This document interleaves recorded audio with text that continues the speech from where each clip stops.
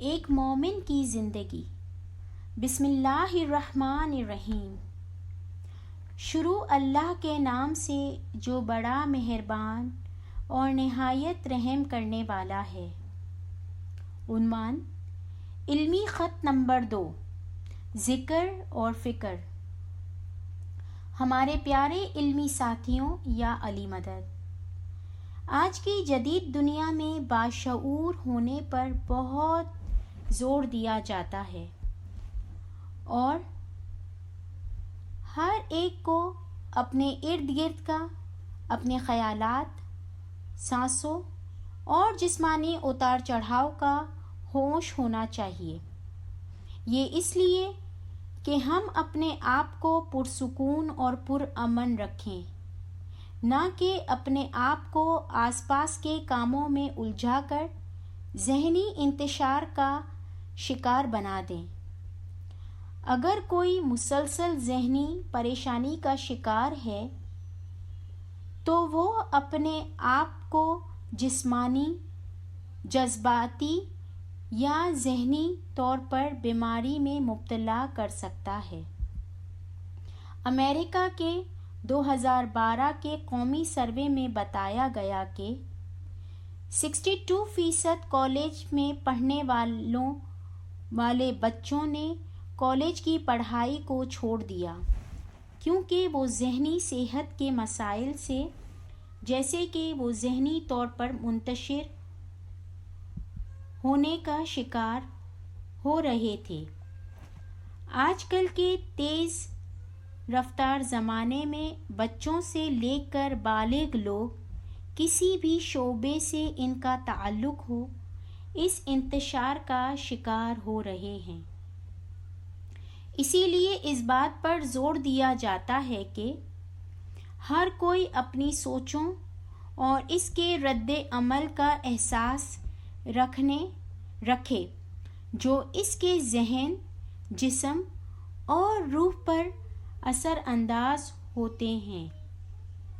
مختلف لوگ اپنے عقائد، اثرات اور معلومات کے مطابق اس سے چھٹکارا پانے کے لیے طبی علاج اور تھراپی کا سہارا لیتے ہیں۔ مثال کے طور پر ہنسنے سے علاج، مختلف قسم کے یوگا اور منتر پڑھنے سے علاج کرنا وغیرہ۔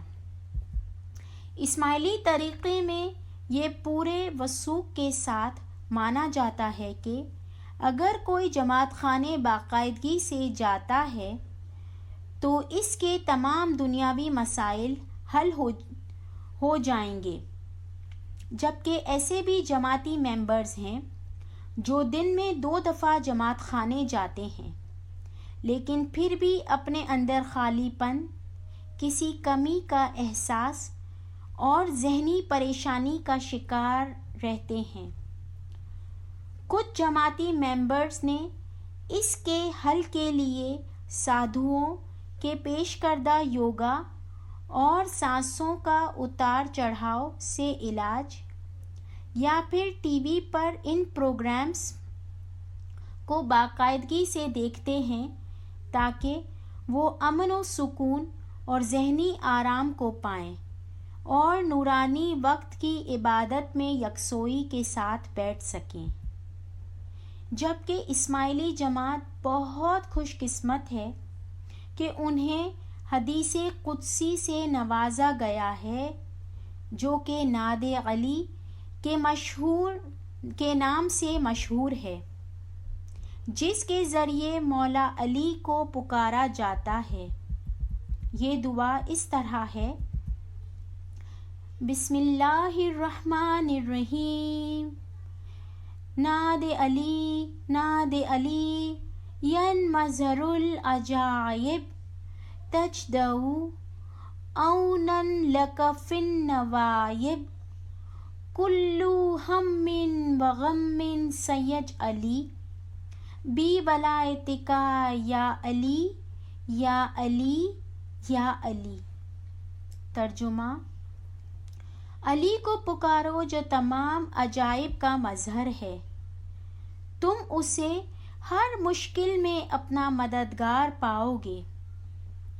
وہ تمہاری ہر غم و تکلیف کو زائل کرے گا اپنی ولایت کی حرمت سے، اے علی اے علی اے علی۔ اسلام مذہب کے اسماعیلی طریقے میں مومن کو ذکر مسلسل کی عادت اور مشکلات میں مشکل کشا مولا علی کو مدد کے لیے پکارنے پر زور دیا گیا ہے، خواہ یہ مشکل جسمانی ہو یا روحانی و عقلانی ہی کیوں نہ ہو۔ اس دعا میں کلو ہمین کے معنی ہے کہ تمام پریشانیاں جن کا تعلق مستقبل سے ہے ختم ہو جائیں، اور غمین یعنی ماضی کے تمام غم دور ہو جائیں گے۔ الفاظ دیگر، تمام پریشانیاں اور عدم یقینی جو مستقبل کو لے کر ہوں، یا تمام دکھ و غم جو ماضی کے حوالے سے جو ذہنی پریشانی و انتشار کا باعث بنتی ہے، مولا علی کے نام لینے سے نجات کا سبب بنتی ہے۔ سبحان اللہ۔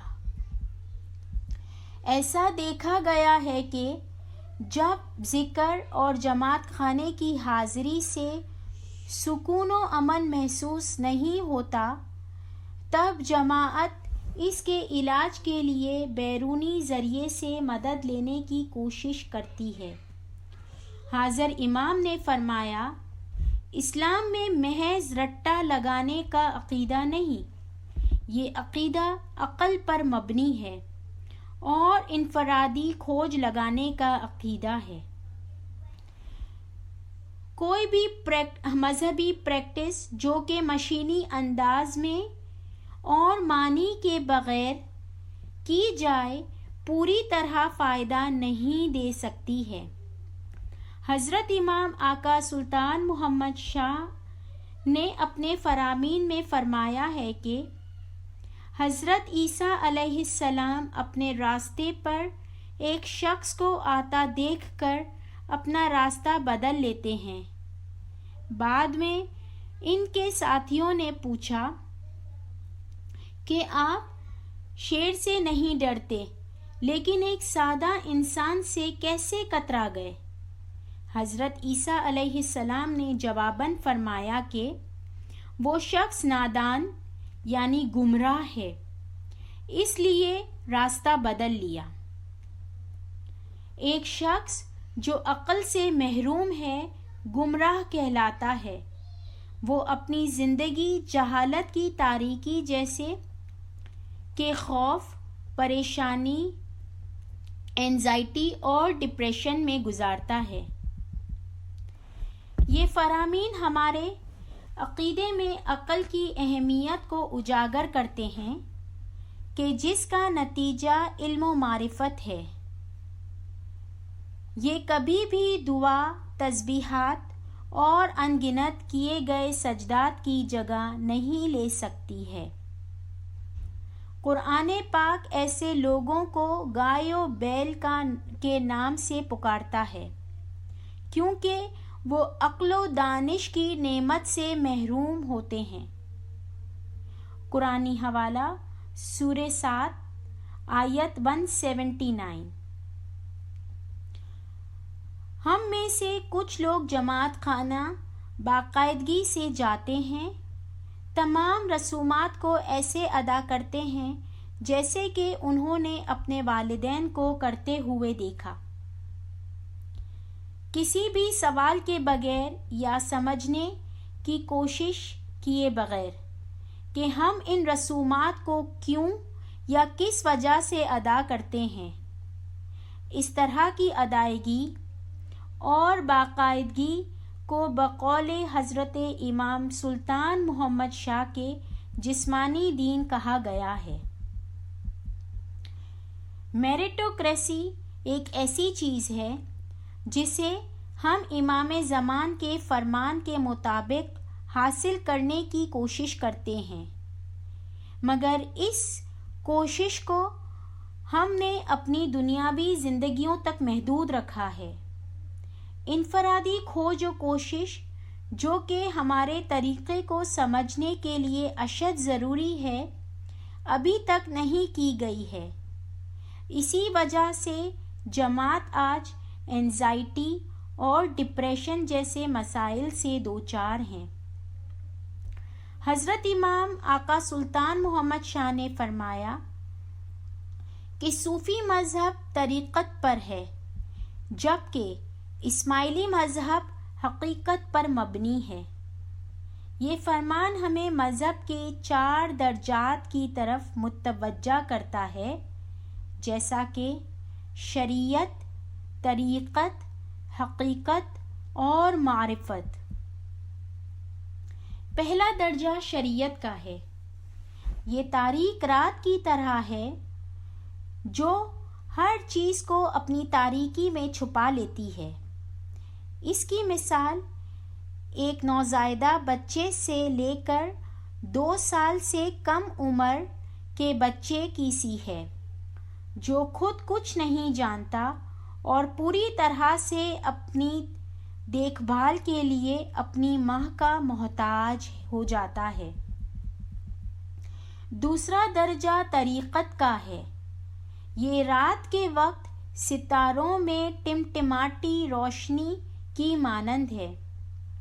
اہل کتاب کا صراط المستقیم کے راستے پر چلنا اور شریعت کو پالنا ایسا ہی ہے کہ وہ ستاروں کی روشنی میں اپنے راستے پر چل رہے ہیں۔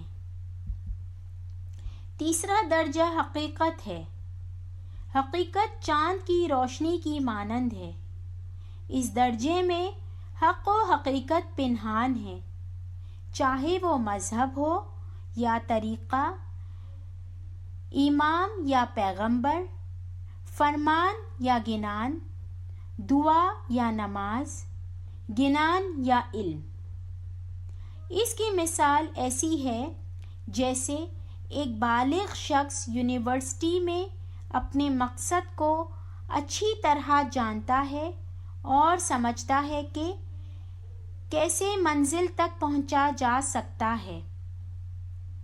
حقیقی مومن یہ اچھی طرح سمجھتا ہے کہ علم حقیقی کے ذریعے ہی سچے راستے پر چلتے ہوئے وہ فنا فی اللہ ہو سکتا ہے۔ چوتھا درجہ معرفت ہے۔ معرفت وہ آخری درجہ ہے جس میں سورج اپنے عروج پر پوری تابناکی کے ساتھ چمک رہا ہوتا ہے۔ یہ ایسا وقت ہوتا ہے جب ہر شخص کی حقیقت عیان ہو جاتی ہے۔ کوئی بھی چیز اس روشنی سے چھپ نہیں سکتی، یہاں تک کہ سایہ بھی نہیں چھپ سکتا ہے۔ اس درجے پر حقیقی مومن مونو ریئلٹی یعنی یک حقیقت کا تجربہ کرتا ہے۔ حضرت امام آقا سلطان محمد شاہ نے فرمایا کہ خزانہ تمہارے پیروں کے نیچے ہے، لیکن تم اپنے پیروں کو ادھر یا ادھر نہیں کرتے تاکہ خزانے تک پہنچ سکو۔ ایک دوسرے فرمان میں فرمایا کہ تم ایک قدم آگے چلتے ہو اور پھر 2 قدم پیچھے چلے جاتے ہو۔ اگر ایسا ہوگا تو منزل پر کیسے پہنچو گے؟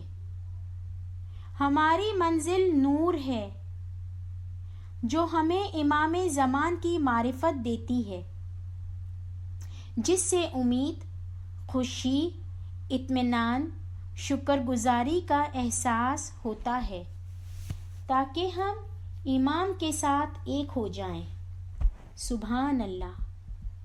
اسماعیلی طریقہ ایک باطنی طریقہ ہے جس کا رہبر زندہ و جاوید امام ہے، جو زندگی میں ہر وقت، ہر مرحلے پر حاضر و موجود ہے۔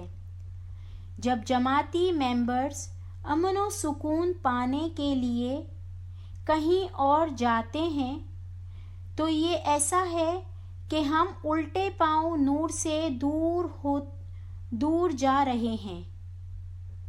ہم بہت خوش قسمت ہیں کہ ہمیں امام نے یہ بتا دیا ہے کہ سیدھے راستے پر کس طرح چلنا ہے۔ اب اس پر چلنا ہماری مرضی پر منحصر ہے، جیسا کہ حاضر امام علیہ السلام نے فرمایا کہ امام کا کام یہ ہے کہ وہ گھوڑے کو پانی تک لے جائے، لیکن پانی پینا یا نہ پینا گھوڑے کی اپنی مرضی پر ہے۔ یہ ضروری ہے کہ ہم یہ دیکھیں کہ ہم مشکلات کی آسانی کے لیے دعا کرتے ہیں، نہ کہ مشکلات کے دور ہو جانے کی۔ حضرت امام آقا سلطان محمد شاہ نے فرمایا کہ ہر ذی روح کو دنیا میں مشکلات کا سامنا کرنا پڑتا ہے، لیکن جو عقل مند ہے وہ اس سے بچاؤ کا راستہ ڈھونڈ لے گا۔ جب ہم اپنے عقیدے کے بارے میں احساس و فکر مند ہو جاتے ہیں اور حقیقی علم کو اپنی زندگی کے لیے ہر سیکنڈ کا حصہ بنا لیتے ہیں، تب ہم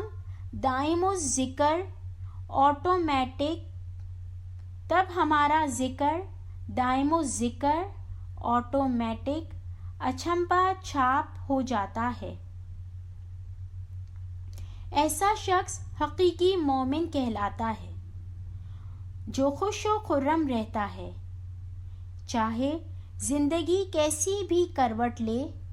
وہ اپنے آپ کو تمام دکھوں اور غموں کو مولا مشکل کشا کے سپرد کر دیتا ہے۔